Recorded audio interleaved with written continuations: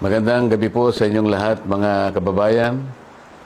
Ngayong araw ay narinig po ninyo ang pagpapahayag at mga deklarasyon at testimonya ng mga dating sundalo na nagpasya na magkatipon-tipon kaninang umaga at natapos kani-kanina lang tungkol sa maanumalyang flood control projects na kinapalooban ng maraming pagdideliver ng napakaraming mali-maletang salapi sa iba't ibang mga tao at opisyalis ng ating bansa.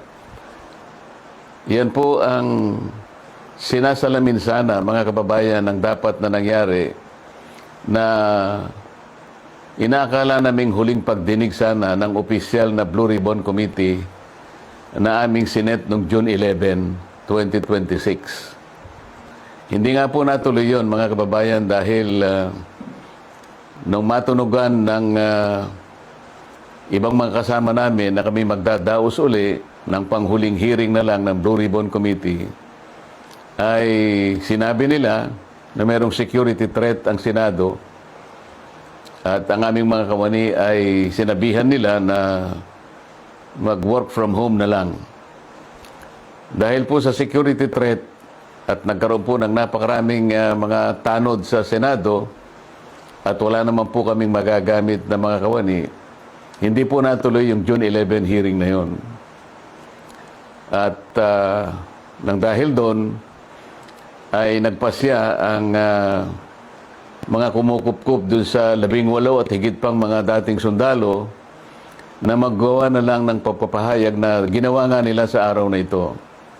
Yan po mga narinig nyo sa araw na ito ay siyang dapat na marinig po ninyo sa isang pagdinig ng Blue Ribbon Committee na ang representasyong ito ay matagal na pong itinalaga ang kanyang kakayahan na siya ang manguna na matukoy po natin ang mga taong nasa likod ng napakamalaganap at napakamalaking nakawan sa salapi ng bayan na ganap po sa kasaysayan ng ating republika. Nang dahil po dyan ay marami po ang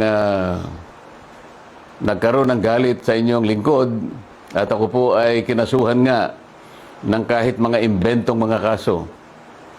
At maaari pong isang araw, hindi po natin alam kung ngayon o bukas, sa kamakalawa, ay iahain po sa akin ang warrant of arrest upang ako po ay arestuhin upang hindi ko na maipagpatuloy ang aking gustong mangyari na matukoy po natin ang mga may kagagawan ng lahat ng ito at mapanagot natin sila. Pero wag po kayong mag-alala kahit ako po ay kanilang maaresto at maipakulong, kagaya na po ng sinasabi ko, ay hindi po tayo titigil hanggat hindi po natin natutukoy ang mga taong ito dahil kayo po talaga ang dapat pagsilbihan namin. Interes po ninyo ito. Huwag kayong mawawalan ng loob at huwag kayong mawawalan ng pag-asa.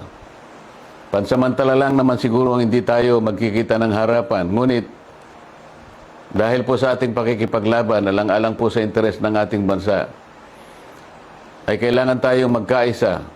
Sa tulong po ng Panginoon Diyos, magtatagumpay din po tayo. Mabuhay po kayong lahat at sana'y araw-araw ang diwa ng ating pagkakaisa ay huwag pong mawala sa bawat isa sa atin. Salamat po sa inyong lahat.